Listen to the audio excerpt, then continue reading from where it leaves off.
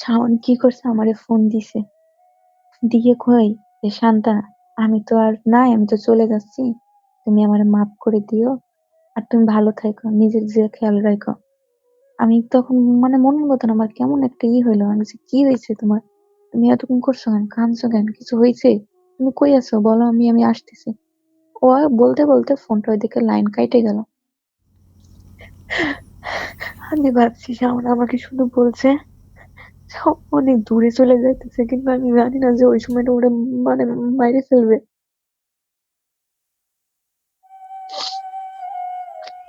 ওই সময়টা আমি জানি না যে ওর মাইরে মাইরে ফেলার জন্য এই কথাটা আমারে বলছে। তখন আমি বললাম, মানে আমার যখন জ্ঞান ফিরলো দেখি ওর নাই, তখন আমি চিল্লাইতেছি যে শাওন কই, শাওন ডাইনি দেয়। কেউ আমার শাওনের কাছে দেয় না। মামা কয় শাওন নাই, মা কয় শাওন নাই, মা তো পাগলের মতন কান্না করে।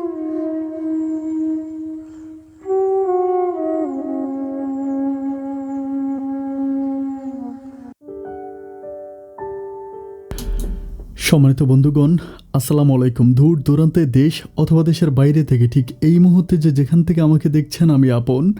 আর যে আপন জীবনের গল্পের 153তম এপিসোডে আপনাকে বরাবরের মতো স্বাগতম জানাচ্ছি কলিজার বন্ধুগণ।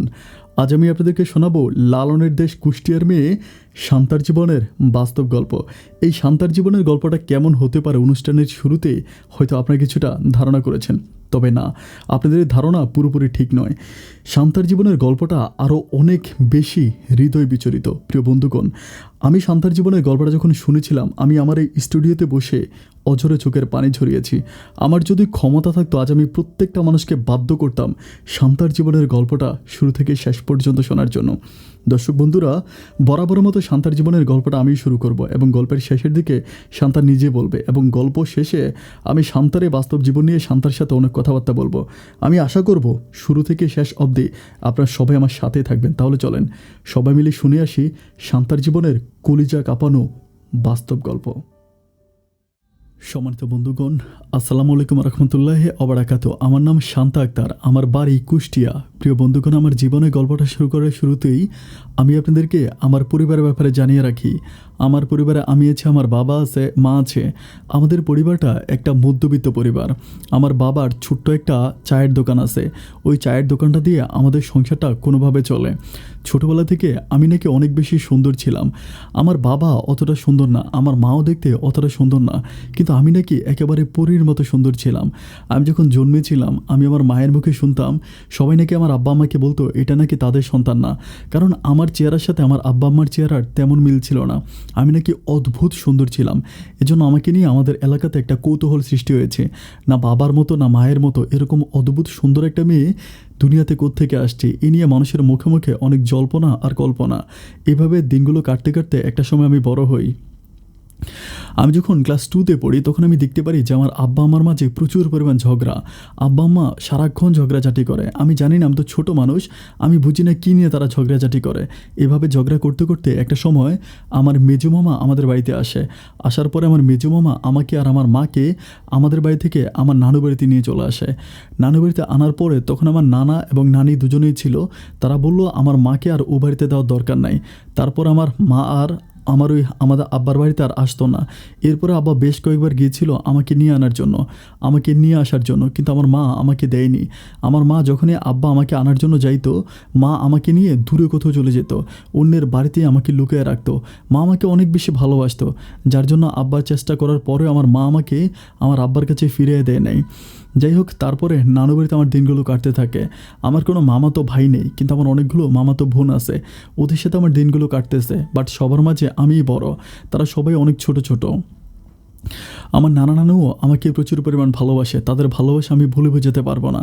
আমার বাবা খুব রাগ করে যেহেতু আমার নানু বাড়ি থেকে ফিরে গেছে, বাবা বলে গেছে যে বাবার কখনো আমার মুখ দেখবে না, বাবার কখনো আমার মাকে নিতে আসবে না। ঠিক বাবা যেমনটি বলে গেছে তেমনটিই করেছে। আমার বাবা কিন্তু আর সেকেন্ড বিয়ে করেনি, আমার বাবা দ্বিতীয় বিয়ে করেনি, কিন্তু আমার বাবা আর কখনো আমাকে আর আমার মাকে দেখতেও আসেনি। এইভাবে আমার দিনগুলো সামনের দিকে কাটতে কাটতে একটা সময় আমি ক্লাস 5-এ পড়ি, অ্যান্ড ক্লাস 5 থেকে আমি ক্লাস 6-এ ভর্তি হই। আমি যখন ক্লাস 6-এ ভর্তি হই, তখন আমার নানু বাড়িতে একটা আলোড়ন সৃষ্টি হয়ে গেছে। মানে আমার নানু বাড়ির আশেপাশে প্রচুর পরিমাণ ছেলেরা ঘোরাফেরা করতো। সকাল থেকে সন্ধ্যা অবধি পর্যন্ত অনেক বয়সী ছেলেরা ঘোরাফেরা করতো। অ্যান্ড আমি স্কুলে ঠিকমতো যেতে পারতাম না। ছেলেরা আমাকে প্রচুর পরিমাণ বিরক্ত করতো, অনেক বেশি ডিস্টার্ব করতো। এভাবে একটা সময় আমি আমার পড়াশোনা বন্ধ করে দিই। কিন্তু আমার মামারা যথেষ্ট পাওয়ারফুল ছিল। আমার মামারা আমাদের এলাকাতে যথেষ্ট নামি দামি মানুষ ছিল। আমার মামাদেরকে অনেক মানুষই খুব ভয় পায়।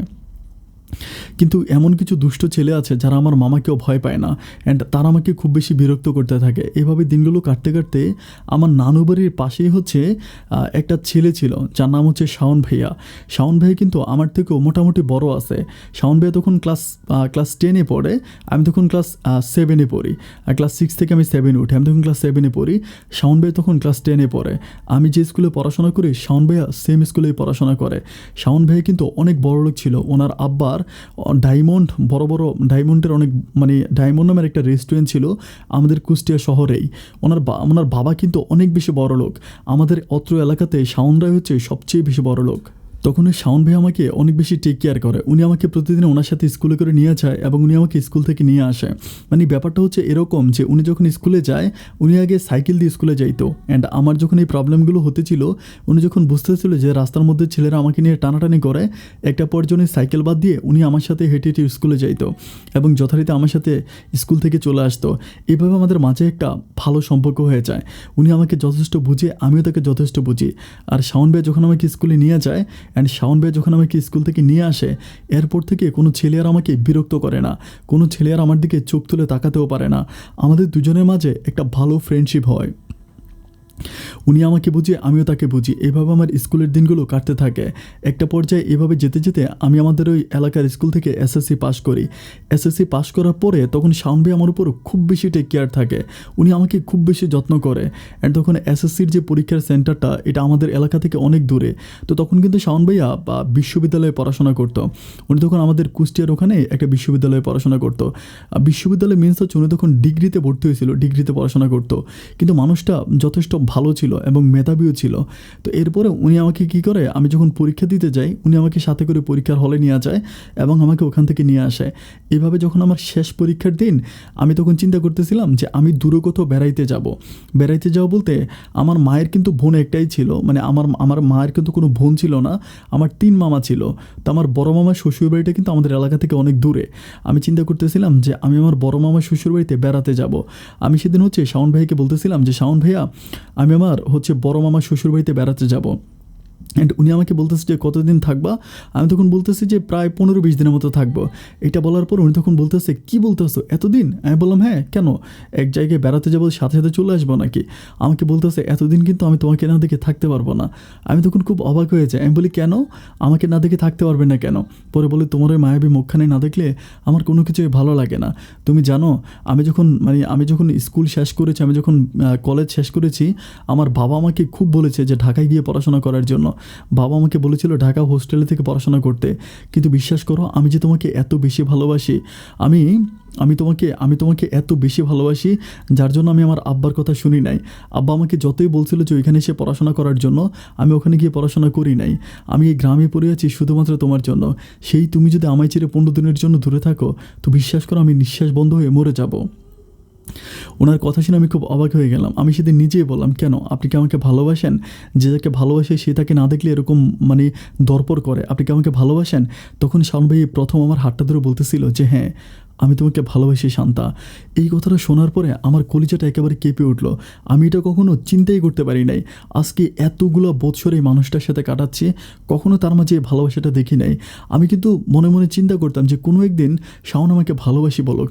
কিন্তু সেদিন যখন আমার হাতটা ধরে আমাকে ভালোবাসি কথাটা বলেছিল, আমার কলিজাটা তখন ঠান্ডা হয়ে গেল। মনের অজান্তে আমার চোখ দুটো জলে ভিজে গেল। আমি তার মুখের দিকে তাকিয়ে তার বুকের ভিতর মাথাটা রেখে চুপটি করে বলতে শুরু করলাম, আমিও তোমাকে ভালোবাসি। শুধু ভালোবাসি না, আমার জীবন দিয়ে আমি তোমাকে ভালোবাসি। তোমার মুখ থেকে ভালোবাসি কথাটা শোনার জন্য আমি ব্যাকুল হয়ে বছরের পর বছর কাটিয়েছি। এর আগে কেন তুমি আমাকে বলোনি যে তুমি আমাকে ভালোবাসো?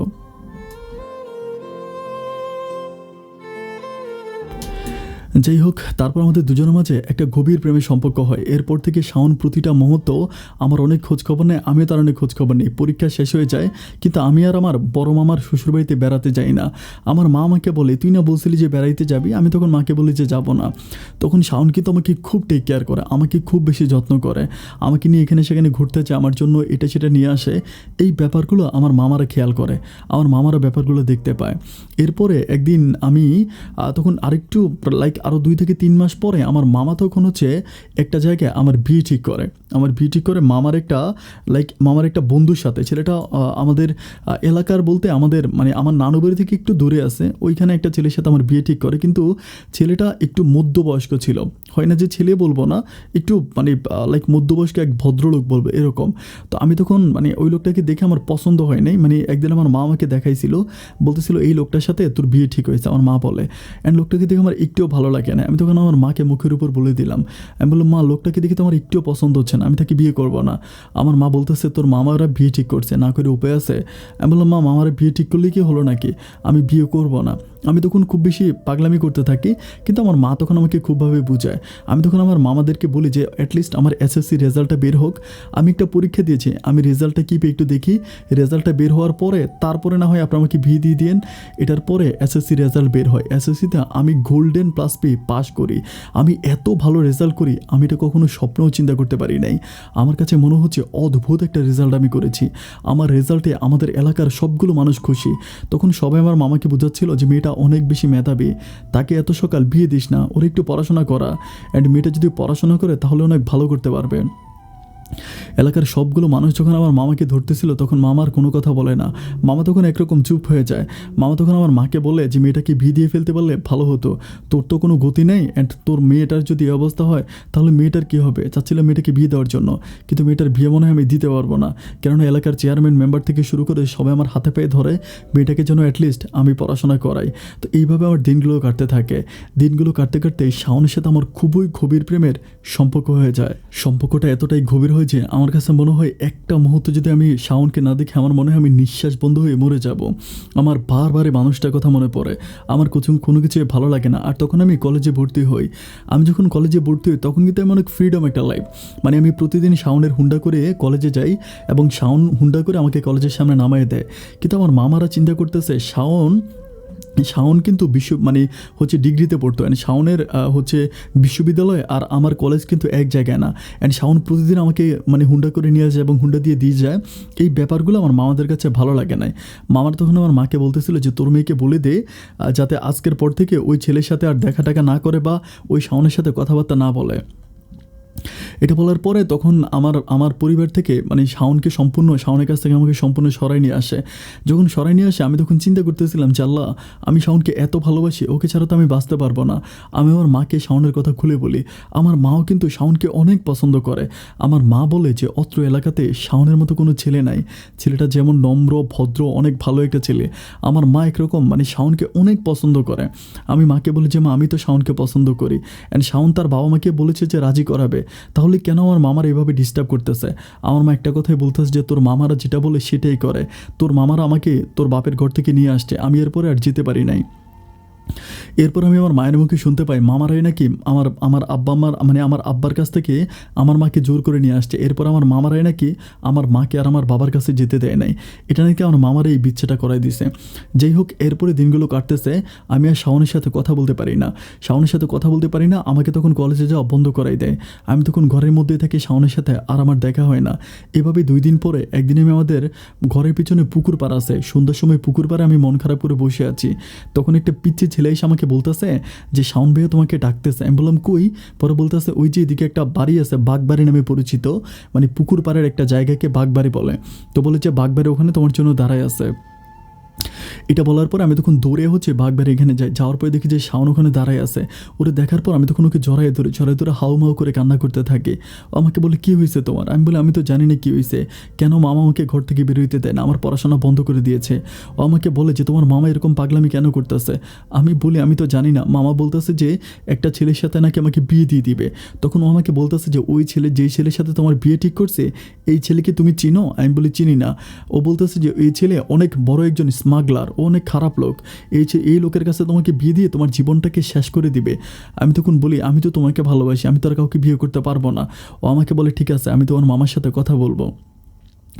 এর পরের দিনে ও হচ্ছে আমার মামার সাথে কথা বলে, আমার মামাকে বলে যে আমি তো হচ্ছে শান্তাকে পছন্দ করি অ্যান্ড আমি শান্তাকে বিয়ে করব, আপনি যদি রাজি থাকেন আমি এই ব্যাপারটা নিয়ে আমার আব্বার সাথে কথা বলবো।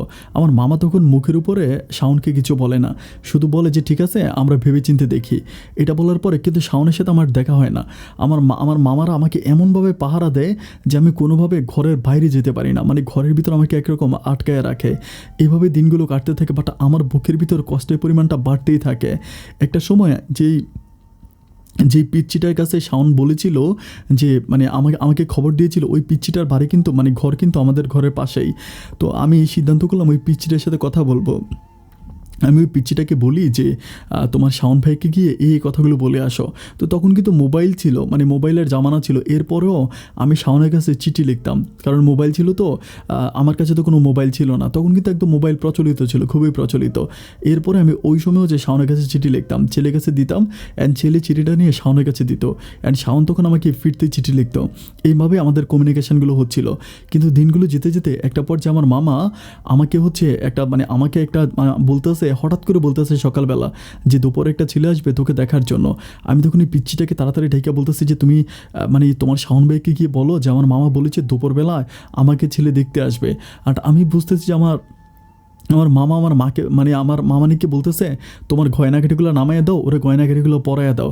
মানে আমার মামার প্ল্যানিং হচ্ছে যে মামা আমাকে হয়তো বিয়ে দিয়ে ফেলতে পারে।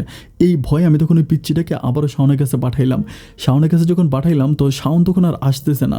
আমি তখন বুঝতেছি না পিচ্চিটাও আসতেছে না, শাওনও আসতেছে না। অ্যান্ড এরই মাঝে দুপুরবেলা ওই একটা ছেলে আমাকে দেখতে আসে। আমি ছেলে বলতে ওই যে লোকের কথা বলেছিলাম, ওই মধ্যবয়স্ক লোকটা, উনি আমাকে দেখতে আসে। আসার পরে উনি তখন বলে যে মানে আমি তখন মানে ধরপড় করে কাঁপাকাঁপি করতেছি যে এরকম কেন হচ্ছে। অ্যান্ড একটা পর্যায়ে তখন হঠাৎ করে শাওন বাড়িতে আসে। শাওনকে দেখার পর আমার কলিজাটা একদম বড় হয়ে যায়। শাওন তখন আমার মামাকে ডাকে, উঠানে দাঁড়ায়। তখন আমার মামা বের হয়। বের হওয়ার পরে শাওন তখন বলে যে আপনাকে না বলছিলাম যে আমি শান্তাকে পছন্দ করি, আমি শান্তাকে বিয়ে করব, এরপরেও আপনি অন্য লোক কেন আনছেন শান্তাকে দেখানোর জন্য। এটা যখন বলে আমার মামা তখন বলতেছে আরে ভাই লোক দেখলে কি বিয়ে হয়ে যায় নাকি। আমি তখন বলতেছিলাম যে লোক দেখলে মানে আমার মামা শাওন তখন বলতেছিল যে লোক দেখলে বিয়ে হয়ে যায় না, এটা ঠিক আছে, কিন্তু লোক কেন দেখবে, বিয়ে তো আমি ঠিক করে রাখছি তাই না, আপনি কেন এই পাগলামিগুলো করতেছেন। আপনারা কি আমার চেয়েও ভালো ছেলের কাছে শান্তাকে বিয়ে দিতে পারবেন? আর যেই লোকের সাথে শান্তাকে বিয়ে দিচ্ছেন এই লোক কেমন, এটা কি জানেন না? কত বাজে টাইপের একটা লোক, এমন লোকের কাছে আপনি শান্তাকে কেন বিয়ে দিচ্ছেন? এইটা বলার পর তখন উনি বলতেছে যে আমার মামা বলতেছে যে আরে ভাই দেখতে আসলে বিয়ে হয়ে যায় না, তুমি টেনশন করো না, তোমার কিচ্ছু হবে না, আমরা শান্তাকে তোমার কাছেই বিয়ে দিব। এটা বলার পরে শাওন তখন কোনো কিছু না বলে ওই লোকটাকে ঘর থেকে বের করে, মানে ওই মধ্যবয়স্ক লোকটা যিনি আমাকে দেখতে আসছিল তাকে ঘর থেকে বের করে শাওন তাকে নিয়ে চলে যায়। আমার মামা কিন্তু তখন পারতেছে না যে মানে মাটি মানে মামা তখন প্রচুর পরিমাণ রেগে যায়। মামার চোখগুলো একদম লাল হয়ে থাকে। মামা আমাদের ঘরের দূরে একটা হচ্ছে মানে লাইক একটা মাটির পাতিলা থাকে। আমার মামা এইসব মাটির পাতিলাতে এমনভাবে লাথি মারে, পাশে হচ্ছে একটা কংক্রিটের মতো ছিল, ওইটা এসে আমার মায়ের কপালে লাগে, আর একটু নিচে লাগলে আমার মায়ের চোখটা নষ্ট হয়ে যেত। আমি তখন মাকে জড়ায় ধরি, মানে প্রচুর পরিমাণ কান্নাকাটি করি অ্যান্ড আমি মাকে ব্যান্ডেজ করি। আমি বুঝতে পারতেছিলাম না যে মামা এরকম পাগলামিগুলো কেন করতেছে, আমি কিছুই বুঝতেছি না। আমার মামা তখন এসে আমাকে বলতেছে রাতের বেলায় যে আমি তোর স্ট্রেট বলে দিতেছি, তোর যদি বিয়ে হয় তাহলে আমার ওই বন্ধুর ছেলে আমার ওই বন্ধুর সাথে হবে, তোর ওই শাওনের সাথে তোর কোনো বিয়ে হবে না। তুই শাওনকে এখনও ভালোবাসে, ওরে বল যাতে তোর জীবন থেকে সরে যায়, যদি না সরে যায় তাহলে কিন্তু শাওনের অবস্থা খুব খারাপ হয়ে যাবে। মামা আমাকে এরকম হুমকি দুমকিগুলো দিচ্ছিল। আমি তখন মামার সাথে কোনো কথাই বলি না। তখন আর শাওনের সাথে আমার কোনো দেখা হয় না। প্রায় 4 থেকে 5 দিন পরে একদিন শাওন আমাকে আমাদের ঘরের পিছনে এসে ডাক দেয়, খুব জোরে জোরে ডাক দেয়, শান্তা বলে ডাক দেয়। এটা তখন মাগরিবের কিছুক্ষণ পরে। আমি তখন বের হই। বের হওয়ার পরে শাওন আমাকে বলতেছে যে তোমার সাথে কথা আছে, তুমি মানে বাগবাড়ির এদিকে আসো, আমাদের ওইদিকে এই জায়গাটা নিয়ে যায়। ওই জায়গায় আমাকে নিয়ে যাওয়ার পরে আমাকেও বলতেছে যে আমাকে একটা আংটি পরাইয়া দেয়। আমাকে আংটি পরাই দেয়। আমি তখন খুব অবাক হয়েছি। ও আমাকে বলে যে তোমাকে আংটিটা পরাই দিলাম, এরপর থেকে যদি তোমায় কোনো ছেলে দেখতে আসে তুমি তুমি স্ট্রেট বলবা যে তোমার বিয়ে হয়ে গেছে, এই যে আমি তোকে আংটি পরাই দিলাম। আমার তখন এত ভালো লাগে, আমি তখন ওকে জড়াই ধরে একদম কপালে চুমু দিয়ে ফেলে। আমার মনটা তখন আনন্দে ভরে যায় যে এই প্রথম আমার হাতে কেউ স্বর্ণের আংটি পরাই দিল। ও আমাকে বলে যে আমাদের বিয়ে হয়ে গেছে, তুমি কোনো টেনশন করো না। এটা বলার পরে আমি তখন বাড়িতে চলে আসি। অ্যান্ড সকালবেলা আমার হাতের ভিতরে আংটিটা আমার মামা দেখতে পায়। মামা দেখতে পাওয়ার পরে মামা যখন আমাকে জিজ্ঞেস করে, আমি তখন মামার কাছে কোনো মিথ্যে না বলে সত্যটাই বলে ফেলি। আমি মামার কাছে বলি যে মামা এই আংটিটা আমাকে শাওন পরাই দিছে। আমার মামা তখন কোনো কিছু বলে না, কোনো কিছু বলে না। এইভাবে দিনগুলো কাটতেছে। বাট সেদিন রাতের বেলায় আনুমানিক রাত প্রায় 10:30 থেকে 11টার মতো বাজে। আমরা যখন ঘুমিয়ে পড়ছিলাম তখন আমার মায়ের কাছে একটা মোবাইল ফোন ছিল, আমার আম্মার কাছে। ওই মোবাইল নাম্বারে কিন্তু শাওন কখনোই কল দিত না, ওই নাম্বারটাতে শাওন কোনোদিনও কল দিত না। কিন্তু সেদিন শাওন ওই নাম্বারটাতে কল দিল। কল দেওয়ার পরে আমার মাকে বলতেছে যে মোবাইল ফোনটা একটু শান্তার কাছে দেন।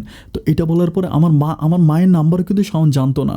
মানে শাওন কিন্তু, কারণ আমার মামা সবসময় সে মায়ের নাম্বারটা চেক করতো, মায়ের নাম্বারে শাওন কোনো কল দেয় কিনা। তো সেজন্য হচ্ছে মামা কিন্তু মানে শাওনকে কিন্তু আমি ভয়ে আমার মায়ের নাম্বারটা শাওনকে দিই নাই। কারণ আমি জানি যে নাম্বারটা যদি দিই তাহলে শাওন ফোন করবে, ফোন করলে মামা যদি দেখে তাহলে মামা শাওনকে মারবে। এই ভয়ে আমি তখন ওই নাম্বারটা পর্যন্ত শাওনকে দিই নাই। এরপরে যেটা হলো সেটা হচ্ছে শাওন আমার মায়ের নাম্বারে কল দিল। অ্যান্ড কল দেওয়ার পরে আমার মা কলটা রিসিভ করলো, বললো যে আপনার কলটা একটু শান্তার কাছে দেন। অ্যান্ড তখন ফোনটা মা আমার কাছে দিল। দেওয়ার পর আমি বললাম যে কী ব্যাপার, তুমি আমার নাম্বার কই পাইছো? তখন ও আমাকে বলতেছে আমার হাতে খুব বেশি সময় নেই, তোমাকে কিছু কথা বলি, কথাগুলো মনোযোগ দিয়ে শোনো। আমি বললাম হ্যাঁ বলো। ও আমাকে বলে আমি তো চলে যাচ্ছি, হয়তো তোমাকে আমার অনেক স্বপ্ন ছিল তোমাকে লাল শাড়ি পরিয়ে বউ বানানোর, আমার এই স্বপ্নটা পূরণ হলো না। আমি তো চলে যাচ্ছি, তুমি ভালো থেকো, নিজের প্রতি খেয়াল রেখো, আর তুমি কষ্ট পেও না। আমি তোমাকে বাঁচানোর জন্য অনেক চেষ্টা করেছি, কিন্তু আমি তোমাকে বাঁচাতে পারিনি। আমি চলে যাচ্ছি, তুমি ভালো থেকো। আমি তখন বলতেছি কি কোথায় যাচ্ছ, কী হয়েছে? ও কোনো কথা না বলে তখন ও মোবাইল লাইনটা কেটে দেয়। লাইনটা যখন কেটে দেয় আমি তখন বুঝতে পারতেছিলাম না লাইনটা কেন কেটে দিল। আমার তখন রাতের বেলায় আর কোনো ঘুম আসতেছে না। আমি বারবার বারান্দায় যাচ্ছি, ঘরে আসতেছি, বারান্দায় যাচ্ছি, ঘরে আসতেছি। এরকম করতে করতে প্রায় ফজরের আজান দিয়ে ফেলে। ফজরের আজান যখন দেয় আমি তখন নামাজটা পড়ি। আমার তখন এত ঘুম আসে, নামাজের পরে আমি তখন একটু শুয়ে থাকি। তখন প্রায় সকাল 8টার মতো বাজে। আমাদের পাশের ঘরের একটা মেয়ে তখন চিল্লিয়া আমার ডাকতেছে শান্তা শান্তা বলে অনেক জোরে। ওর চিল্লানোর শব্দ শুনে আমি তখন লাফ দিয়ে ঘুম থেকে উঠি। ঘুম থেকে ওঠার পর আমি জিজ্ঞেস করি কী হয়েছে? আমাকে বলতেছে আরে তুই যে এখানে পরে ঘুমাইতে আসিস, শাওন ভাইয়া তো মারা গেছে।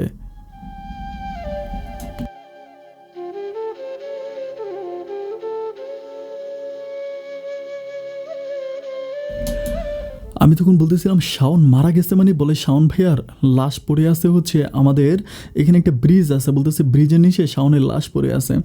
এটা বলার পরে আমি তখন ওখানে অজ্ঞান হয়ে যাই। অজ্ঞান হয়ে যাওয়ার পরে আমার তখন যখন জ্ঞান ফিরে আমি দেখি যে আমি আমাদের ঘরে শুয়ে আছি, আমার মা আমার পাশে বসে খুবই কান্নাকাটি করতেছে। আমার যখন জ্ঞান ফিরে আমি তখন মাকে বলি যে মা শাওনের কী হয়েছে? আমার মা তখন আমাকে জড়াই ধরে বলে ছেলেটা মারা গেছে। আমি বলি কীভাবে মারা গেল? শাওন না রাতের বেলা আমাকে ফোন করেছিল, রাতের বেলা আমাকে তো ফোন করে বলেছিল আমাকে ভালো থাকার কথা বলেছে, আমার নিজের প্রতি যত্ন নেওয়ার কথা বলেছে, আমাকে এত কথা বলেছে। আমার শাওন কোথায় গেল মা? আমি তখন খুব কান্নাকাটি করে মাকে জড়ায় ধরে, কিন্তু আমি আর কোনো কিছুই বুঝতে পারিনি যে কীভাবে শাওন এভাবে চলে গেল। অ্যান্ড যখন আমার জ্ঞান যখন ফিরে তখন কিন্তু অলরেডি দুপুর। অ্যান্ড আমি তখন আস্তে আস্তে খুবই কষ্ট করে হেঁটে শাওনের বাড়ির দিকে যাই। বাড়ির দিকে যাওয়ার পরে দেখতে পাই যে ঘরের উঠানে শাওনকে শোয়া রাখছে। শাওনের আব্বা আম্মা ওর ছোটো বোনগুলো প্রচুর পরিমাণ কান্নাকাটি করতেছে, মনে হয় যেন আকাশের পাতাগুলো ঝরতেছে ওর কান্নায়। আমার এত কষ্ট হচ্ছে, আমি তখন ওর খাটটা জড়ায় ধরে আমি তখন হাউ মাউ করে কান্নাকাটি করতেছি। আমার কান্নাকাটি দেখে আমাদের গ্রামের সবগুলো মানুষ বেকুল নজরে আমার দিকে তাকায় থাকে। আমার কাছে মনে হয় যে সেদিন আমাদের গ্রামের এমন কোনো মানুষ ছিল না যে মানুষের চোখের পানি ঝরে নাই। প্রত্যেকটা মানুষ সেদিন আমার কান্নায় কেঁদেছিল। আমি শাওনের খাটিয়াটা ধরে কান্না করতে করতে আমি তখন ওখানে আবারও অজ্ঞান হয়ে যাই। আমার যখন জ্ঞান ফিরে তখন আমি দেখি যে প্রায় রাত হয়ে গেছে। আমি তখন শরীরটা নাড়াইতে পারি না, খুবই ক্লান্ত হয়ে যায়। আমার মা তখন আমাকে খুব কষ্ট করেছে, আমাকে একটু পানি খাওয়ায়, আমাকে বলে যে তুই এই পাগলামিগুলো কেন করতেছিস? তোরে বিয়ে দিতে হবে না, তুই যে শাওনের শাওনের জন্য এমনি কান্না করতেছিস, মানুষ কী মনে করবে? আমি তখন আমার মাকে বলি যে মা তুমি আমাকে বিয়ে দিবা, আমাকে কোথায় বিয়ে দিবা? আমার বিয়ে তো হয়ে গেছে, আমি তো শাওনকে বিয়ে করছি, আমি তো আর কাউকে বিয়ে করবো না। এই যে দেখো আমাকে আংটি পরাই দিছে, এই যে দেখো শাওনের আংটিটা আমার হাতে, এটা দিকে আমার মাকে বারবার দেখাচ্ছিলাম। মা আমাকে জড়ায় ধরে খুব কান্নাকাটি করে। এভাবে দিনগুলো কাটতেছে, শাওনকে মাটি দিয়ে ফেলে। আমি তখন শাওনের কবরের কাছে যাই, শাওনের কবরের কাছে গিয়ে আমি শাওনের কবরের কাছে বসে থাকি। দিন রাত মিলে আমি শাওনের কবরের কাছে থাকি। আমি একদম পাগল হয়ে গেছি। মধ্যরাতে আমি যখন আমার শাওনের কথা মনে হয় তখন আমি শাওনের কাছে চলে যাই। শাওনের কবরটা কিন্তু আমাদের ঘরের প্রায় পিছনে দেওয়া হয়েছে, আমাদের ঘর থেকে খুব দূরে না, কারণ আমাদের ঘরের পিছনে কিন্তু আমাদের এলাকার সবগুলো কবরস্থান ওই জায়গায়। আমি তখন শাওনের কবরের কাছে গিয়ে খুব কান্নাকাটি করি। আমি বলি যে শাওন তুমি কীভাবে চলে গেলা, তোমার কি হয়ে গেল? আমি তখন প্রচুর কান্নাকাটি করি। আমার কান্নাকাটি দেখে গ্রামের সবগুলো মানুষ আমাকে নিয়ে বিভিন্ন রকমের কানাগেসরা করতে থাকে। অ্যান্ড আমার মা তখন আমাকে বলতেছে তুই এরকম পাগলামিগুলো করিস না মা, কারণ তোকে নিয়ে সবাই নানান ধরনের কথা বলে। আমি বলি মা যে যেটাই বলুক, আমি আমার শাওনকে ছাড়া বাঁচবো না মা, তুমি একটাবার আমার শাওনকে আইনে দাও। আমি যতটা না শাওনকে ভালোবাসি, আমার মা তার চেয়ে অনেক বেশি শাওনকে ভালোবাসে। এভাবে আমার দিনগুলো কাটতেছিল। তো দিনগুলো কাটতে কাটতে একটা পর্যায়ে আমি দেখতেছি আমার মামা এবার আমাকে বিয়ে দিয়েই দিবে। মানে বিয়ে দেওয়ার জন্য এত পরিমাণ প্রেশার দিতেছে যে মানে বাঁচার কোনো উপায় নেই। একটা পর্যায়ে আমার মামা আমার বিয়ে ঠিক করে ফেলে, ওই লোকটার সাথে আমার বিয়ে ঠিক করে ফেলে। শুক্রবারে আমার বিয়ে, এটা হচ্ছে বুধবারে মামা ঠিক করে ফেলে।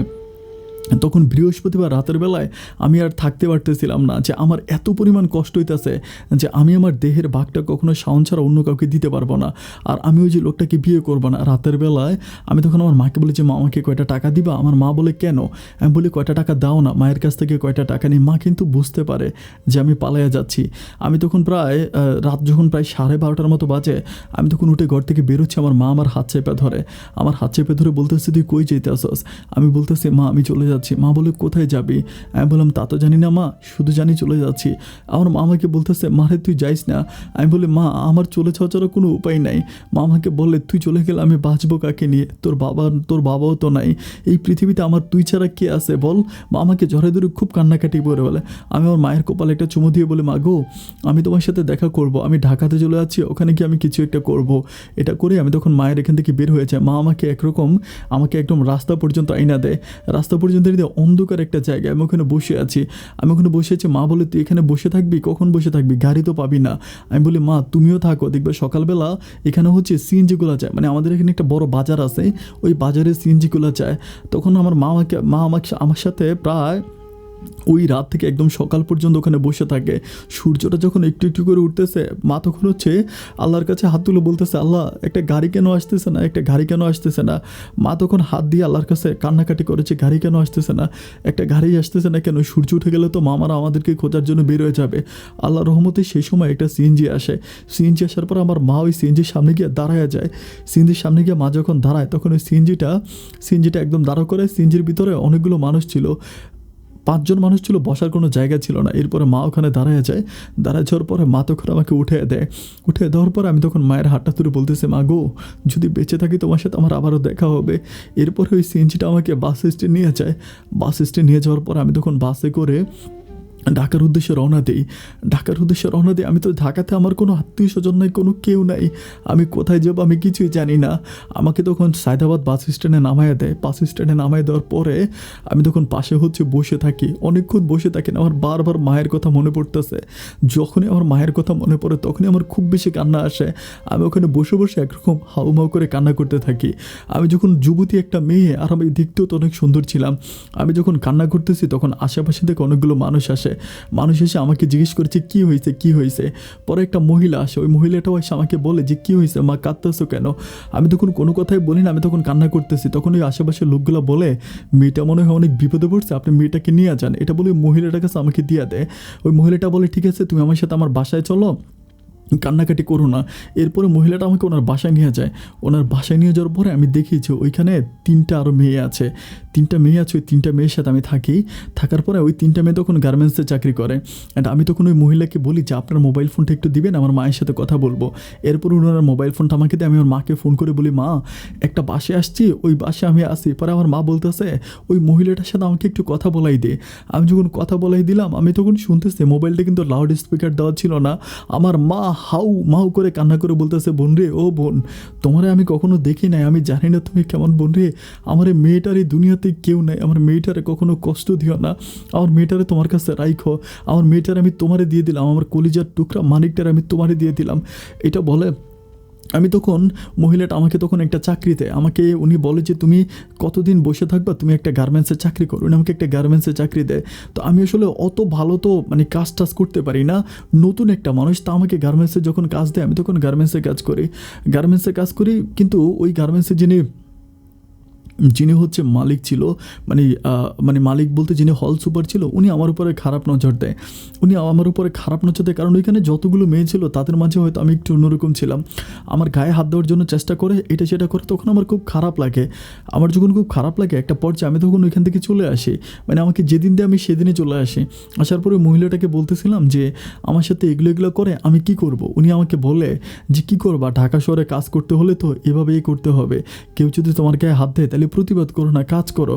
আমি বললাম এটা কেমন কথা বলতেছেন, আমার গায়ে হাত দিলে বুঝি আমি কাজ করব? উনি তখন বলে যে কাজ করো। এরপরে আমি নিরুপায় হয়ে গিয়ে আবারও গার্মেন্টসে কাজ করি। কিন্তু আমি দেখি যে অন্য কোনো মেয়ের গায়ে কিন্তু ওরা হাত দেয় না, ওরা আইসে আমার গায়ে হাত দেয়, এবং তারা যখন আমার পিছন থেকে যায় তারা একদম আমার বডির সাথে বডি ঘেঁষে যায়। এবং শুধু তাই নয়, যে একদম যে কোনো মানুষ, একটা দারোয়ানও আমি যখন বের হই গার্মেন্টসের, অন্য কোনো মেয়েকে দারোয়ানে চেক করে না, কিন্তু আমাকে চেক করে। আমাকে বলে তোমাকে চেক করবো, আমাকে সাইডে নিয়ে আমার শরীরের বিভিন্ন জায়গায় টাচ করে, আমার শরীরের বিভিন্ন জায়গায় হাত দেয়। আমি তখন কি করব, মানে নিরুপায়। উনি তো আমাকে বলেছে যে ঢাকা শহরে কাজ করতে হলে এগুলো মেনে নিতে হবে। এভাবে প্রায় আমি 3 মাসের মতো কাজ করি। কিন্তু 3 মাস পরে আমি দেখতে পাই যে আসলে আমার পক্ষে আর কাজ করা সম্ভব না। তখন দেখতে পাই যে আমাদের যিনি হল সুপার আছে তিনি আমাকে মানে বিভিন্নভাবে বলতে, উনি আমাকে বারবার বলে যে রুমে আসো। বেশ কয়েকবার উনি আমাকে দর্শন করার জন্য চেষ্টা করছে। এরপর আমি চিন্তা করি যে যা কয়টা টাকা হয়েছে আমি আর চাকরি করব না। আমি তখন এখানে চাকরিটা ছেড়ে দিই। চাকরিটা ছেড়ে দেওয়ার পরে ওই মহিলাটা তখন আমার সাথে খুব খারাপ ব্যবহার করে। আমাকে বলে চাকরি ছেড়ে দিস, এখন গ্রামে চলে যাও, এটা সেটা বলে, অনেক কথা বলে। অ্যান্ড আমি তখন আমার মাকে ফোন করে বলি যে মা, এই ঘটনা, আমি তো থাকতে পারতেছি না, মানুষ এরকম করে হচ্ছে কথা বলে, আমি এখন কি করব। আমার মা তখন আমাকে বলতেছে যে না, কি করবি, ওইখানে কাজ কর, কাজ ওইখানেই করতে হবে, এছাড়া তো কোনো উপায় নাই। আমি তখন ওইখানে কাজ করি চোখ মুখ বন্ধ করে। আসলে কি করব, গরিবের ঘরে জন্ম নিয়েছি, কিছু তো করার নাই। এরপরে এইভাবে যেতে যেতে একটা মেয়ে থাকে, আমার এখানে একটা মেয়ের সাথে পরিচয় হয়। ওই মেয়েটা মানে একটু কালো করে, ওর বাড়ি হচ্ছে কুমিল্লাতে। ওই মেয়েটা আমাকে বলে যে বোন রে, তুমি এই গার্মেন্টসের চাকরিটা ছেড়ে দাও, কারণ এখানে চাকরি যদি তুমি না ছেড়ে দাও তাহলে দেখবে কি যে কোনো সময় তোমাকে ওই মালিক সুপারভাইজারগুলো জোর করে হলো তোমার সাথে এগুলো করবে। আমি তখন বলি যে বোন, আমার তো কোনো কাজ নাই, আর আমি যে বাসায় থাকি ওই বাসায়ও আন্টিটা আমাকে বলতেছে যে এভাবে কাজ করার জন্য, আমি কি করব। তখন ওই মেয়েটা আমাকে বলতেছে যে তুমি আমার বাসায় চলে আসো, আমি তোমাকে একটা ভালো কাজের ব্যবস্থা করে দিব। এরপরের দিন আমি আন্টিটাকে বলতেছি, আন্টি আমি আমার মায়ের কাছে চলে যাব। উনি আমাকে বলে কেন চলে যাবা? আমি বলি চলে যাবো, আমার এখানে থাকতে ভালো লাগতেছে না। এরপরে আমি আমার মায়ের কাছে যাওয়ার জন্য প্রস্তুতি নেই। এটা বলে আমি তখন এখান থেকে বের হই। আমি তো আর মায়ের কাছে যাবো না, আমি তখন ওই মেয়েটার কাছে চলে যাই। তখন ওই মেয়েটার বাসার ভিতরে আমি থাকতেছি। তো তখন ওই মেয়েটা আমাকে বিভিন্ন জায়গায় চাকরির জন্য মানে ও খোঁজে। আসলে ঢাকা শহরে চাকরি যেখানেই করতে চাই সেখানেই বিপদ। এরপরে মেয়েটা অনেক কষ্টের পর একটা মাল্টিপারপাস কোম্পানিতে আমার জন্য একটা চাকরি ঠিক করে। মানে চাকরিটা হচ্ছে এরকম যে বাইরে গিয়ে মানে সমিতিতে, আপনার যারা গ্রামের মানুষ তারা ব্যাপারটা ভালো বুঝে, বা শহরের মধ্যেও আছে, এই যে দোকানের ভিতরে যে কিস্তি দেওয়া হয় না, ওই কিস্তির টাকা ওঠানোর জন্য। তো কিস্তির টাকা ওঠানোর জন্য দেয়, আমি তখন কিস্তির টাকা ওঠানোর জন্য যাই। তো কিস্তির টাকা ওঠানোর জন্য যাই, মাঠ পর্যায়ে প্রায় আমি 1 মাসের মতো কাজ করি। 1 মাসের মতো কাজ করার পরে আমার যিনি মালিক ছিল মাল্টিপারপাসের, উনি তখন বলতেছে যে তুমি আর মাঠে কাজ করো না, তুমি এখানে কাজ করো, মানে আমাদের এখানে কাজ করো। এটা বলার পরে তখন উনি আমাকে আবারও বলে যে তুমি অফিসে কাজ করো, মানে আমাকে অফিসে কাজ করতে বলে। অ্যান্ড অফিসে যখন আমি কাজ করি আমি দেখি যে এভাবে আবারও যৌন হয়রানি, আবারও উনি মানে বিভিন্নভাবে আমাকে এই ধরনের কাজগুলো করে।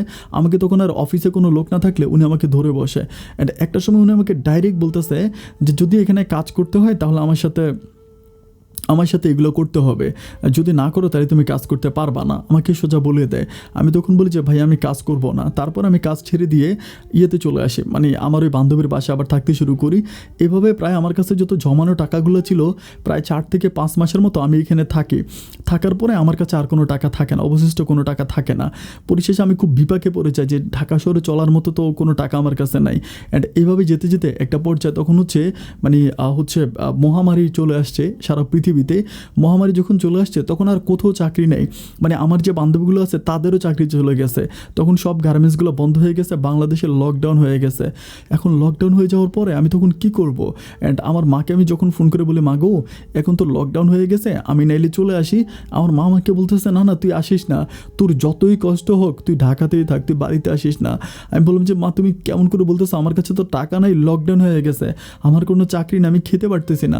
আমার মা বলে আচ্ছা ঠিক আছে আমি তোর জন্য কটা টাকা পাঠাবো। এরপরে ওখানে একটা ছেলের সাথে আমার পরিচয় হয়, মানে আমার ওই বান্ধবীর বাসার পাশে ছেলেটা একটা ব্যবসা করতো, ছোট ব্যবসা বলতে ও ডিম বিক্রি করতো আর কি।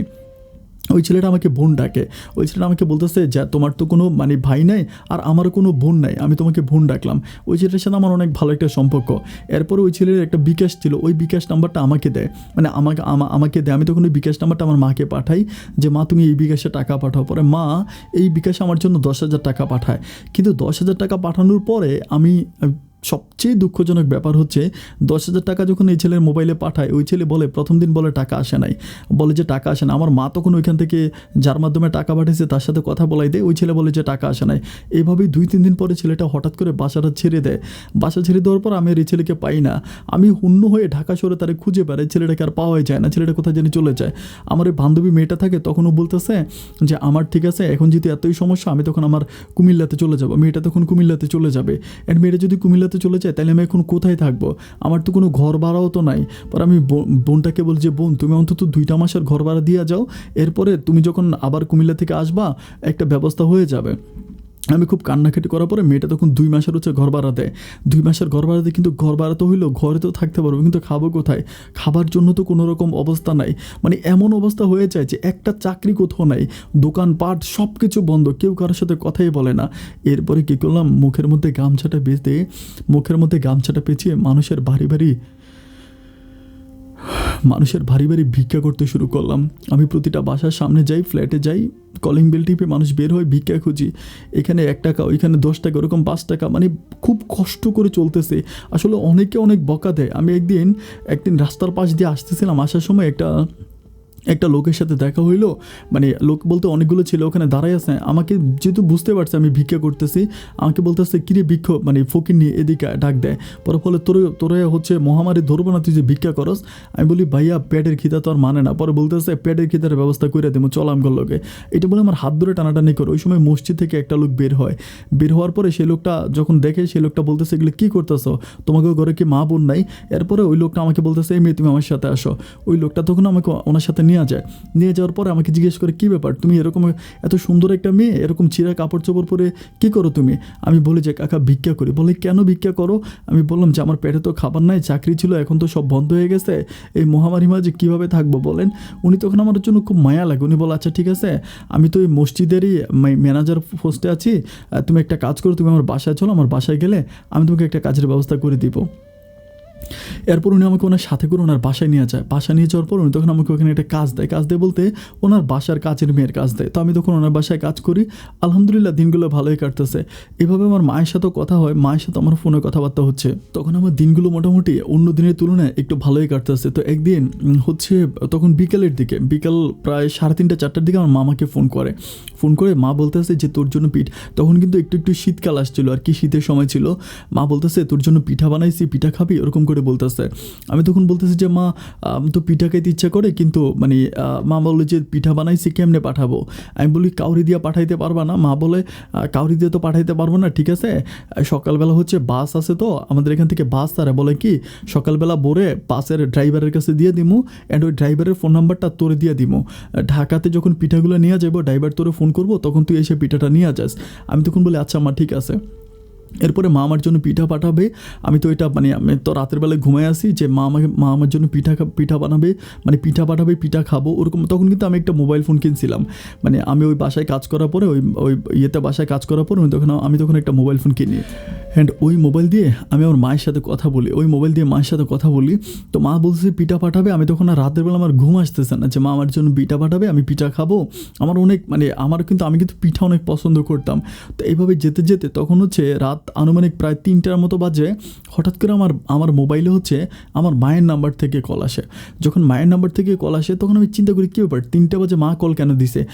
আমি চিন্তা করতেছি মনে হয় মা মনে হয় কল দিছে, মা মনে হয় ওই যে পিঠা দিছে হয়তো পিঠা আচ্ছা আমি এখানে একটা ব্যাপার ভুলে গেছি। মা কিন্তু সন্ধ্যার সময় পিঠা পাঠিয়ে দিছে ড্রাইভারের কাছে। পিঠা পাঠায় ওই ড্রাইভারের নাম্বারটা আমাকে দিয়ে দিছে যে সকালবেলা পিঠা আসবে, আমি ওই ড্রাইভারের কাছ থেকে পিঠা আনবো। তো এরপরে রাত্রেবেলায় মা যখন আবার ফোন দিল 3টা সাড়ে 3টার দিকে, তখন আমি চিন্তা করতেছিলাম যে কী ব্যাপার, এত রাতের বেলা মা কেন কল দিল। আমি যখন মায়ের কলটা রিসিভ করলাম তখন দেখি যে আমার মা পরে আমার বড় মামার বউ, পরে মামানি আমাকে বলতেছে তুই কই আছিস, আমার এটা বলে। আমি তখন বলি যে না আমি তো বলবো না, আমি বলি যে না মামানি আসি, এক জায়গায় আসি। পরে বলে কোথায় আসিস এটা বল। আমি বলি বলা যাবে না। পরে বলে বলবি না, আমি বলি যে না বলবো না। পরে বলে না বললে নাই, কিন্তু তোর যেটা বলার জন্য ফোন করছি সেটা বলি, তোর মা মারা গেছে।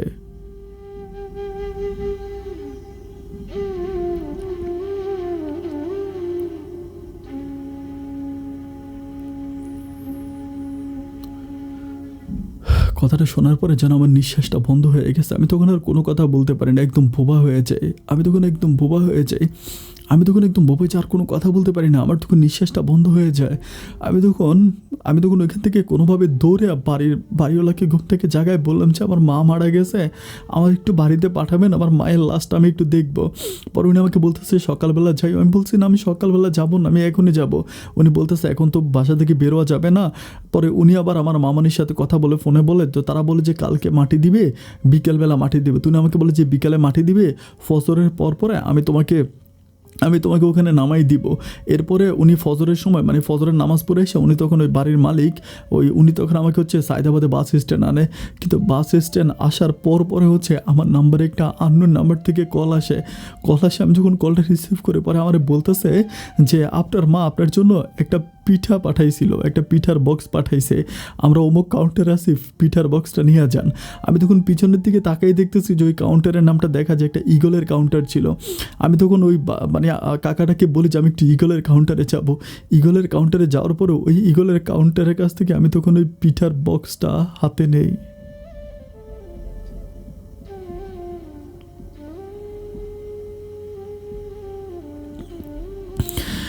পিঠার বক্সটা হাতে নিয়ে আমি হাউমাউ করে কান্নাকাটি করি। আমি পিঠার বক্সটা খুলে আমার মা আমার জন্য কত পিঠা পাঠাইছে, এই পিঠাগুলো হাতে করেই আমি আবারও কুষ্টিয়াতে ফিরে আসি। আসার পরে আমি আমার মায়ের বাড়িতে আসি। আসার পর দেখি যে আমার মাকে শোয়াই রাখছে। আমি কান্না আসে না, আমার কান্না আসতেছে না। আমি জাস্ট আমার মায়ের মুখের দিকে তাকিয়ে আছি, আমার কোনো কান্না আসতেছে না। আমি জাস্ট অবাক হয়ে গেছি আমার মা আমাকে এভাবে ছেড়ে চলে গেল। আমি এটা চিন্তাই করতে পারি না। আমার মামাগুলো তখন আমারে পারতেছে না যে আমাকে গিলে খেয়ে ফেলবে। আমাকে মারার জন্য ওরা এমনভাবে মরিয়া হয়ে ওঠে। আমার মা মারা গেছে, এরপর আমার সাথে খুব খারাপ ব্যবহার করে, আমার গায়ে হাত তোলার জন্য আসে। আমার মাকে একরকম আমাকে দেখতেই দেয় না, আমার মায়ের কাছে আমাকে যাইতেই দেয় না।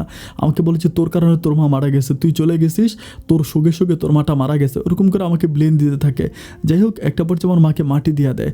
আমার মাকে যখন মাটি দেওয়ার পরে আমি দেখতেছি যে আমার মামারা ওরকম করে সলা পরামর্শ করতেছে আমাকে নিয়ে। মায়ের মাটি দেওয়ার পরের দিন সলা পরামর্শ করতেছে আমাকে নিয়ে। আমি তখন কাউকে কোনো কিছু না বলে আমি তখন হুট করে আবারও আগের মতো করেই মা যেদিন মারা গেছে তার পরের দিনে আমি আবারও হচ্ছে ঢাকাতে চলে আসি। অ্যান্ড ঢাকাতে আসার পরে আমি যে বাসায় চাকরি করতাম ওই বাসায় আমি আবারও চাকরিতে ঢুকি। তখন ওরা বিশ্বাস করতেছে না যে আমার মা মারা গেছে। বলে মা মারা গেলে একদিন যে এরপরের দিন চলে আসে, ওরকম করে আমাকে বলে। আমি তখন বলি আমার মা মারা গেছে, কী করবো বলেন। তো এইভাবে আমি থাকতেছি, দিনগুলো আমার ওইখানে কাটতেছে। এভাবে কাটতে প্রায় 20 থেকে 25 দিন পরে হঠাৎ করে আমার মামুনি আমাকে ফোন দিয়ে বলতেছে আমার বড় মামা নাকি মারা গেছে। আমি বলতেছি 25 দিন পরে। আমি বলছি কী বলেন? পরে বলে তোমার বড় মামা মারা গেছে। এটা বলার পর আমি তখন এত পরিমাণ কান্না করি, কী ব্যাপার, বড় মামা কীভাবে মারা গেল? সেদিন মা মারা গেল, এখন বড় মামা মারা গেল। বড় মামা যে আমাকে এত মেরেছে, এত কষ্ট দিচ্ছে, আমি মুহূর্তের মধ্যে সব কিছু ভুলে যাই। এরপরে সকালবেলা আমি তখন আবারও ঢাকা থেকে কুষ্টিয়াতে আসি বড় মামাকে মাটি দেওয়ার জন্য। কিন্তু কুষ্টিয়াতে আসার পর আমি যখন বাড়িতে ঢুকি, আমি ঢোকার পর দেখি যে একদম শুনশান নীরবতা। বাড়ির ভিতরে এটা যে মরা বাড়ি বুঝাই যায় না, মানে কেউ নাই। অ্যান্ড ঘরে আসার পরে আমি তখন ঘরে ঢুকে মামনিকে বলি যে মামনি তখন উঠে মানে বারান্দার ভিতরে একরকম বসে আছে, বলে মামনি মামা মামা মারা গেছে তো বাড়ি এরকম কেন? এটা বলার পরে মামনি তখন খপ করে এসে আমার হাত ধরে ফেলে, হাত ধরে আমাকে ঘরে নিয়ে যায়। ঘরে নিয়ে আমাকে বলে যে তুই কই, তোর কারণে আমাদের মান সম্মান সব কিছু শেষ, তুই রাস্তায় রাস্তায় ঘুরে বেড়াস, মানে খারাপ ভাষা বলে তুই এটা করিস ওটা করিস। আমি তখন বুঝতে পারি যে আমাকে একটা কৌশল খাটে ওরা নিয়ে আসছে, আসলে আমার মামা মারা চায় নাই। আমি তখন বলি যে তোমরা এগুলো কেন করতেছো, আমাকে কেন নিয়ে আসছো? এরপরে আমি খোঁজ খবর নিয়ে জানতে পারি যে এরা আমাকে ওই যে ছেলেটার কাছে আগে আমাকে বিয়ে দিতে চাচ্ছিল, সেম ছেলেটার কাছে আমাকে বিয়ে দিতে চায়। আমি তখন বুঝতে পারিনি যে কী ব্যাপার, মানে ওই ছেলেটার কাছে আমাকে কেন বারবার বিয়ে দিতে চায়। পরে আমাদের পাশের ঘরে হচ্ছে আমার একটা লাইক বান্ধবী বলবো, সাথে আমি একসাথে পড়াশোনা করছিলাম, ও আমাকে বলে যে ওই লোকটা তোরে নিয়ে ব্যবসা করাইবো, এই লোকটা তোরে নিয়ে ব্যবসা করবে, আর এই ব্যবসার ভাগ তোর মামারেও দিব, যার জন্য তারা তোর ওইখানে বিয়ে দিতে চায়। আমি তখন বলি যে আমার মামা এত খারাপ, আমার তখন এত খারাপ লাগে। তখন ওই পাশের ঘরে মেয়েটা আমাকে বলে যে এখনও সময় আছে, তুই এখান থেকে পালায়া যা, তুই এখান থেকে চলে যা, যদি তুই না যাস তাহলে যে কোনো সময় তোর মামারা জোর করে তোর বিয়ে দিয়ে দিব, আর তোর যদি একবার ওই পোলার কাছে বিয়ে দেয় তাহলে ওই পোলা তোরে দিয়া ওই রকম করাইবো। আমার তখন এত খারাপ লাগে, আমি তখন চিন্তা করতেছি এই দুনিয়াটায় এত নিষ্ঠুর কেন। এখন আমি তখন ওই রাতের বেলা আমি মেয়েটাকে বলি যে তুই কি আমাকে একটু ঘর থেকে বের করতে পারবি? ও আমাকে বল আচ্ছা ঠিক আছে, কোনো সমস্যা নেই, আমি তোকে ঘর থেকে বের করার ব্যবস্থা করে দেবো। রাতের বেলায় তখন ওই মেয়েটা, মানে ওই মেয়েটার মা সেদিন বাড়িতে ছিল না, না থাকার কারণে ওই মেয়েটা আমার মামানির কাছে এসে বলতেছে যে আপনাদের শান্তাকে দেন না, আমার সাথে ঘুমানোর জন্য, আমার মা তো বাড়িতে নাই। তো ওই আমার মামানি তখন বলতেছে যে না না না, শান্তাকে আমি আমার সাথে রাখবো। মামানি কিন্তু আমাকে রাতের বেলায় ঘুমাইতো, ঘরে তালা মেরে তারপরে ঘুমাইতো, এইভাবে আমাকে পাহারা দিয়ে রাখতো। তো মেয়েটা বলতেছে যে দেখেন শান্তা আর আমি একসাথে ঘুমাবো, আমি ঘরের মধ্যে তালা দিয়ে রাখবো, শান্তা যাইতে পারবে না। এইটা বলার পর তখন ওই মেয়েটা আমাকে নিয়ে যায়, নিয়ে যাওয়ার পরে সেম মেয়েটা আমাকে বলে যে তুমি আজকে রাতে চলে যাও। ও কিন্তু আমার বয়সেই ছিল, আমাকে খুব ভালোবাসতো, আমাকে বলে যে তুমি চলে যাও। আমি আমার আমার আমার তখন এমন অবস্থা হয়েছে যে আমি কী বলবো, আমার হাতেও কোনো একটা টাকাও নাই, আমার যে ব্যাগটা ছিল আমার ওই ব্যাগটাও আমার কাছে কোনো রকম টাকা পয়সা নাই। অ্যান্ড আমি তখন টাকা পয়সা চিন্তাও করতেছি না, ও তো মেয়ে মানুষ, ওর কাছেও কোনো টাকা নাই। ও আমাকে খালি 100টা টাকা দেয়, বলে যে 100 টাকা দিলাম, তুমি 100 টাকা দিয়ে চলে যাও। আমাকে 100 টাকা দেয়, 100 টাকা দেওয়ার পরে আমি তখন ওই 100 টাকা দিয়ে ভাড়াই আমাকে তো রাতের বেলায় ওইখানে হচ্ছে সকালবেলা ইয়েতে সারে আর কি, সিএনজিগুলো ধরেন 5 জন যখন পুড়ে তারপর হচ্ছে বাস স্ট্যান্ড নিয়ে যায়। তো আমার কাছে তো 5 জন পুড়লে একজনের 10 টাকা করে, 5 জনের 50 টাকা। তো আমি তখন করি কি যে আমি বললাম যে আমি তখন বলি যে ঠিক আছে আপনি ইয়ে করেন, আমাকে ইয়েতেই নিয়ে যান, আমাকে হচ্ছে আমি আপনাকে 50 টাকায় দিব, আপনি রিজার্ভে নিয়ে যান। এটা বলার পর তখন 50 টাকা দিয়ে উনি আমাকে হচ্ছে বাস স্ট্যান্ড নিয়ে আসে। বাস স্ট্যান্ড আনার পরে তখন 50 টাকা এমন কি আমার কাছে আসে আর 50 টাকা, এই 50 টাকা দিয়ে আমি কী করবো, আমি কীভাবে ঢাকা পর্যন্ত যাবো, আমি কিছুই বুঝতে পারতেছি না। তো এরপরে আমার পেটের মধ্যে এত পরিমাণ খিদা লাগে, আমি রাতের বেলাও খাইনি, পরের দিনও খাইনি, এত খিদা লাগে। আমি তখন হোটেলে ঢুকে আমি ভাত খাই, ভাত খাওয়ার পর আমার এই 50 টাকাও চলে যায়, ভাত ভাড়া ভাতের টাকা আরও বেশি আসছিল, কিন্তু আমি বলছি যে ভাই আমার কাছে ভাঙতি নেই, শুধু 50 টাকাই আছে। এটা বলে আমি কোনোভাবে ভাতের ভাড়াটা মিঠে পরে আমি গাড়িতে উঠি ঢাকাতে আসার জন্য।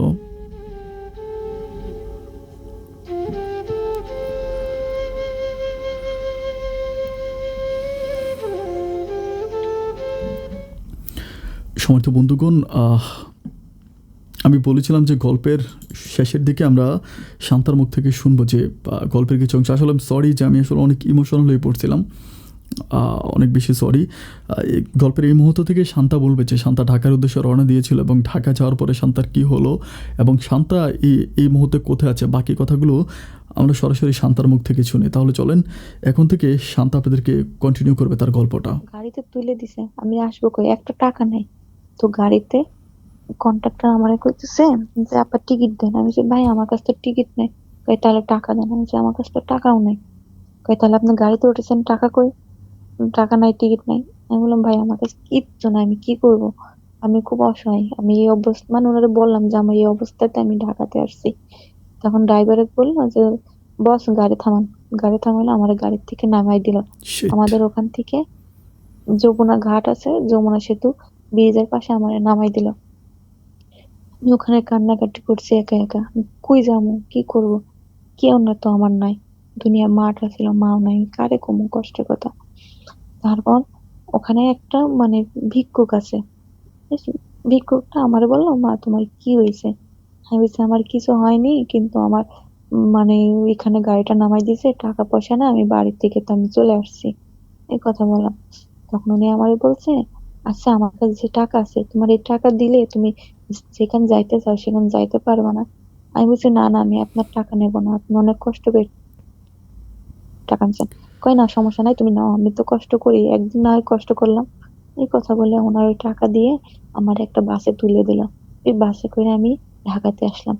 আসলাম ঠিক ভাইয়া, সে এমন জন ওই যে বাড়িতে কাজ করলাম ওই বাড়িতে আর গেলাম না, কারণ ওখানে কাজের লোক নিয়ে গেছে, এজন্য আর কাজ করতে গেলাম না। তারপর ঢাকায় এসে এমন জনের হাতে পড়লাম, যে বাটপার চিটারের হাতে। তো উনি আমারে নিয়ে গেল, বললো যে আসো, তোমার আমি চাকরি দেবো, সমস্যা নাই, তুমি তো গার্মেন্টসে চাকরি করছো, তোমার আমি ভালো চাকরি দেবো, আমি গার্মেন্টস এর জিএম, এই তোমার লোকটার এই সাথে কথা কিভাবে বলে নিয়ে পরিচয় গেল হলো তোমার? তার সাথে কিভাবে পরিচয় হলো? ঢাকাতে গাড়িতে। গাড়িতে পরিচয় হয়েছিল? আচ্ছা আচ্ছা, বাসে পরিচয় হয়েছিল, হ্যাঁ, তারপর? গাড়ি গাড়িতে আমার ওনার পাশের সিটে আমার সিট পড়ছিল। যে কইছিল, বললো যে চলো এরকম তোমার আমি নিয়ে যাই। নিয়ে যাওয়ার কথা বললো যে গার্মেন্টসে চাকরি দেবো, আমি তো জিএম, সমস্যা নাই, ভালো বেতন দেবো। সবাই তো আর একরকম না, সবাই তো আর মানে পশু না। এই কথা বললো। আমি বিশ্বাস করলাম, বিশ্বাস করে ওনার সাথে গেলাম। যে জানতাম না যে উনি মানে গার্মেন্টস এর জিএম না, উনি একটা অটো গাড়ি চালায়। এই কথা। তো মানে আসলাম তখন একদিন অটো গেল। ড্রাইভার ছিল, উনি একজন অটো ড্রাইভার ছিল। হ্যাঁ, হুম হুম, তো তারপর? একদিন গেল, 2 দিন গেল। ওনারে বললাম যে ভাইয়া, আমার তো একটা চাকরি দিয়ে নিয়ে দিলেন না, আপনি তো জিএম, আমার একটা চাকরি নিয়ে দেন। আমি করছে ওনার পাশে মানে ওনার বউ আমারে কই, তুমি যে আসছো, ও কি তুমি জানো? আমি বলছি, উনি তো জিএম। কই উনি জিএম না, ও অটো চালায়, তোমার ও চাকরি দিবে কোত্থেকে? তোমারও কি জন্য নিয়ে আসছে জানো? আমি বলছি না। কই তোমারও তো ও ব্যবসা করাবে। আমি বলছি কি কোন? তারপর এই কথা বলার পর উনি চলে গেল। আমি তখন ওনার বউরে কলাম, আপা, আমার কপালটা কি এতটাই খারাপ, আমি যেখানে যাবো সেখানেই আমার এই অবস্থা, আমার কপালে কি একটু সুখ হবে না? এখন উনি আমার বললো, তুমি 5 ওয়াক্ত নামাজ কালাম পড়ো, আল্লাহর কাছে চাও, আল্লাহর কাছে কান্নাকাটি করলে আল্লাহ তোমার সুখ দেবে। তো ওই থেকে বর্তমানে আমি বর্তমানে ঢাকা থেকে মানে ওনার ওখান থেকে চলে আসছি, এসে এই সাভার হেমায়েতপুরের মধ্যে আছি। এখন একটা গার্মেন্টস এ চাকরি করছি। আর যা আমার যে এলাকায় আছি, এলাকাটা আমার জন্য এখন ভালো আছে। তো গত মাসে আমি চাকরিটা ছেড়ে দিয়ে চলে আসছি, মানে অনেক উঁচা তো, এই জন্য আর চাকরি করতে পারতেছি না, এই জন্য চলে আসছি। কিন্তু ভাইয়া বিপদটা আমার এখনো যায় না, বিপদ আমার পায়ে পায়ে আছে।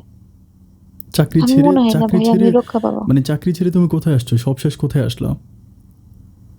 সবশেষে চাকরি এই হেমায়তপুরে একটা চাকরি নিলাম। হুম হুম এখান থেকেও এপিএম এর চোখে পড়লাম। হুম হুম এপিএম আমারে কয় যে মানে আমি খুব একটু নর্মাল অপারেটর, তো ভালো অপারেটর না, গার্মেন্টস একটু নর্মাল, হুম হুম তো আমার একটু সোলো কাজ হয়। হুম তা উনি আমাকে বলল যে শোনো, তোমার যদি না, পিএম আমাকে বলল, এই মেয়ে তুমি কাল থেকে আসবা না, তুমি কাজ পারছো না, তুমি কাল থেকে আসবা না। আমি বললাম আচ্ছা ঠিক আছে স্যার।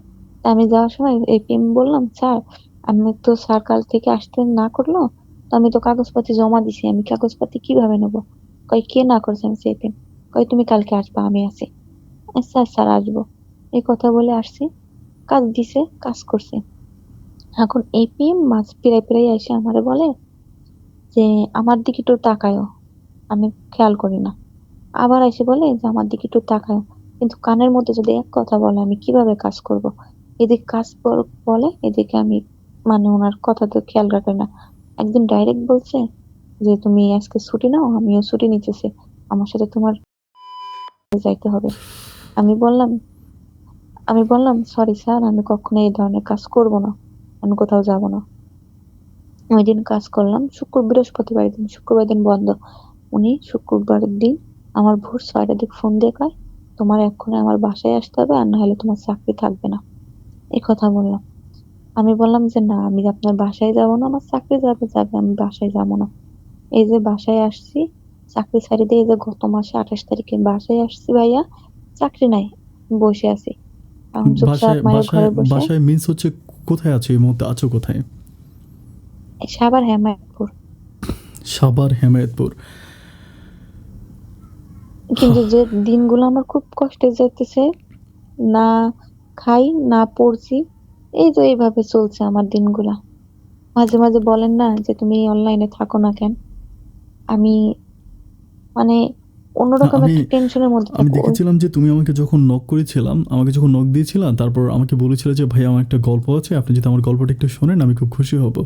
তো এরপরে আমি তোমাকে কল ব্যাক করেছিলাম। তারপর দেখলাম যে মানে তোমার এখানে কল ঢুকতেছে না। এজন্য আমি তোমাকে লিখেছিলাম যে তুমি তোমাকে অনলাইনে কেন পাওয়া যায় না? আচ্ছা, আমি কিছু ছোটখাটো প্রশ্ন করি শান্তা। প্রথম কথা হচ্ছে, তোমার তো মানে হচ্ছে জন্মের পরেই একরকম বাবার কোনো ভালোবাসা পাওয়াই নাই বলতে গেলে। বাবাকে ছেড়ে হচ্ছে চলে আসলা নানার বাড়িতে। আচ্ছা, তুমি যখন তোমার নানুর বাড়িতে আসো যখন তখন জন্ম কি নেই, তখন কি তোমার নানা-নানি ছিল? তোমার নানা-নানি কি ছিল? হ্যাঁ, তখন তখন আমার নানা নানি ছিল। যখন আমি ক্লাস 5 এ পড়ি তখন আমার নানা মারা যায়। আমার নানি বেঁচে আছে এখনো। আচ্ছা, এই যে তোমার উপরে এই অত্যাচারগুলো, অবিচারগুলো হয়, এগুলোর জন্য তোমার নানি তো মনে হয় বৃদ্ধ হয়ে গেছে। তার পক্ষে তো আসলে ওরকমভাবে কোনো প্রতিবাদ করারও নাই। তোমার মামা ছিল কয়জন? 3 জন। ৩ জন ছিল। তারা ৩ জনে কি বিয়ে করেছে? হ্যাঁ, 3 জনাই বিয়ে করছে। আচ্ছা, তুমি এখন যেখানটিতে আছো এটা হচ্ছে ঢাকা হেমায়েতপুর। এটাও তো তোমার জন্য কোনো সেফ জায়গা না। এখানেও তোমার চাকরি নাই। চাকরির জন্য গেলেই তোমাকে এই ধরনের হচ্ছে হেনস্থার শিকার হতে হয়। যদি আমার অনুষ্ঠান শুনে যদি কেউ তোমাকে কোনোভাবে ঢাকাতে কোনো একটা ভালো চাকরি দিতে চায়, আমার সিকিউরিটিতে, ধরো ভালো কোনো চাকরি যেখানে তুমি যে জায়গাটায় বারবার গেলে তুমি শারীরিকভাবে নির্যাতন হও বা ওরকম কোনো নির্যাতন না হয়, যদি ভালো কোনো চাকরি তোমাকে কেউ দিতে চায়, তুমি করবা কিনা? ভালো সেভাবে চাকরি দিলে করব, কিন্তু ভাই আমার ভয় লাগে। না, না, ভয়ের কোনো কারণ নেই। আর সেকেন্ডলি আরেকটা ব্যাপার আমি তোমাকে জিজ্ঞেস করি যে, তুমি তো এখন তোমার জীবনের যে পয়েন্টে দাঁড়িয়ে আছো, এটা আসলে একদম অনিশ্চিত একটা পয়েন্ট। মানে একদম অনিশ্চিত একটা জীবন। এখান থেকে তুমি সামনের দিকে মানে তুমি সামনের দিকে কি করতে চাচ্ছ? তোমার মানে হচ্ছে ভবিষ্যৎ প্ল্যানিংটা কি? তুমি কি করতে চাচ্ছ তোমার অদূর ভবিষ্যতে? হ্যাঁ, আমার ভবিষ্যতে কোনো প্ল্যান নাই। আমি বলতে গেলে কি আমি প্রতিটা দিন ঘুমের ট্যাবলেট খেয়ে ঘুমাই থাকি। আর আমি চাই কখন আমি শাওনের কাছে যাবো। প্রতিটা শাওনের কাছে দিন। শাওনের কাছে যেতে হলে তোমাকে ঘুমের ট্যাবলেট খেতে হবে কেন? শাওনের কাছে যেতে হলে তো তোমাকে এই দুনিয়াতে যুদ্ধ করে বেঁচে থাকতে হবে। আমি তোমাকে একটা ব্যাপার বলে রাখি, শোনো। শাওনকে যেহেতু আ মেরে ফেলা হয়েছে, মেরে ফেলা হয়েছে বা যাই হোক হোয়াটএভার, আমরা তো আর দেখি নাই, তুমি তার লাশ পেয়েছিলে সবশেষ। কিন্তু আমার কথা হচ্ছে, তুমি শাওনের কাছে যদি যেতে হয় তাহলে তোমাকে ভালো কিছু করতে হবে। শাওন মারা গেছে এবং সে যদি বেহেশতেবাসী হয়ে থাকে, আই ডোন্ট নো সে বেহেশতে আছে নাকি কোথায় আছে। তুমি যদি মারা যাও, তুমি যখন বেহেশতে যাবা, তুমি যদি ভালো কাজে দুনিয়াতে করতে পারো দেন তুমি বেহেশতে যাবা। আর বেহেশতে যাওয়ার পর তুমি শাওনের জন্য কিছু করতে পারবা বা শাওনকে তুমি তোমার কাছে নিয়ে আসতে পারবা। আল্লাহর কাছে শাওনকে চাইতে পারবা। এই জনমে তুমি শাওনকে পাইলে না, কিন্তু পরজনমে, দ্যাট মিনস হচ্ছে মৃত্যুর পরে যে জনম আছে ওই জনমে তুমি শাওনকে পাবা। সেজন্য তোমাকে অনেক অনেস্টলি ৫ ওয়াক্ত নামাজ পড়তে হবে, কাজ করতে হবে, প্রপারলি ভালো কাজ করতে হবে, নামাজ পড়তে হবে এবং একটা সময় তোমাকে এটা থেকে বেরোতে পারবা না। সময় হলে তোমাকে বিয়ে করতে হবে, একটা সংসার করতে হবে। তারপর আল্লাহ যখন মানে হুকুম হবে তখন তোমাকে এই দুনিয়া থেকে নিয়ে যাবে। এই পর্যন্ত তোমাকে খুব ভালোভাবে থাকতে হবে। এই পর্যন্ত তোমাকে খুব ভালোভাবে হ্যাঁ থাকতে ভাইয়া, হবে। তুমি যদি আমি তো শাওনের কাছে 5 ওয়াক্ত নামাজ কালাম তুমি যদি পড়ি। হ্যাঁ, তুমি যদি শাওনের কাছে যেতে চাও তাহলে অবশ্যই তোমাকে ভালো কাজগুলো করতে হবে, যে কাজগুলো করলে মানুষ মরার পরে জান্নাতে যায় অ্যান্ড জান্নাতে গেলেই তুমি শাওনের দেখা পেয়ে যাবা। আমি আমি একটু বলে রাখি প্রিয় বন্ধুগণ, যারা এতক্ষণ পর্যন্ত আমার এই গল্প শুনেছেন, আমি তাদেরকে বলে রাখি, যদি আপনারা কেউ কোনোভাবে শান্তাকে সাহায্য সহযোগিতা করতে চান, যদি মনে করেন যে আপনার জায়গায় দাঁড়িয়ে আপনার যতটুকু সামর্থ্য আছে বা আপনি যদি পারেন যে শান্তার জন্য একটা ভালো প্ল্যাটফর্ম তৈরি করে দিবেন, যেখানে শান্তার উপরে হবে না কোনো শারীরিক নির্যাতন, হবে না কোনো যৌন হয়রানি, যদি এরকম কোনো প্ল্যাটফর্ম আপনি শান্তার জন্য করে দিতে পারেন তাহলে অবশ্যই আমার সাথে যোগাযোগ করবেন। শান্তা, কেউ যদি তোমার ফোন নাম্বার চায়, তোমার সাথে যোগাযোগ করতে চায়, আমি কি তোমার নাম্বারটা দেবো কাউকে? দিবেন। ঠিক আছে। প্রিয় বন্ধুগণ, এই জীবন নাটকের চেয়ে অনেক বেশি নাটকীয়। এই জীবন নাটকের চেয়েও অনেক বেশি নাটকীয়। জীবনের বাস্তবতা গল্প আর সিনেমাকেও হার মানিয়ে দেয়। তারই জ্বলন্ত প্রমাণ আমাদের আজকের এই শান্তা। শান্তা হয়তো তার কথাগুলো আমাকে খুব ভালোভাবে গুছিয়ে বলতে পারেনি, কিংবা গল্পের শেষে হয়তো আপনাদেরকেও খুব ভালো করে বুঝিয়ে দিতে পারেনি, কিন্তু মেয়েটা এমন একটা পর্যায়ে দাঁড়িয়ে আছে, মেয়েটা এমন একটা প্ল্যাটফর্মে দাঁড়িয়ে আছে তার জীবনে, না পারতেছে সে পিছনের দিকে যেতে, না পারতেছে সামনের দিকে যেতে। সে বারবার ঘুমের ট্যাবলেট খাচ্ছে, একটাই কারণ, সে তার ভালোবাসার মানুষ শাওনের কাছে যেতে চায়। সে চিন্তা করে সে মরে গেলেই শাওনের কাছে যেতে পারবে।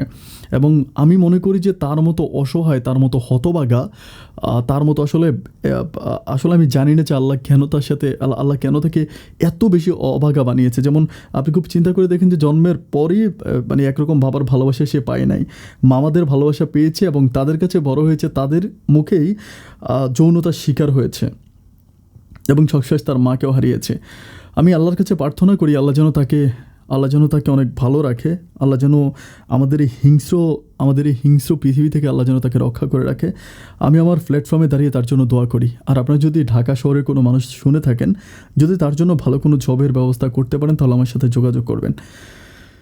প্রিয় বন্ধুগণ, সবাই অনেক ভালো থাকবেন, সুস্থ থাকবেন। আপনাদের ভালো থাকার প্রত্যাশা আমি আজকের মতো এখানে বিদায় নিচ্ছি। অন্য কোনো দিন অন্য কারো বাস্তব জীবনের গল্প নিয়ে, জীবনের গল্প এই অনুষ্ঠানে আমি আবারও হাজির হয়ে যাবে। এই পর্যন্ত সবাই ভালো থাকবেন আর সুস্থ থাকবেন। আল্লাহ হাফেজ।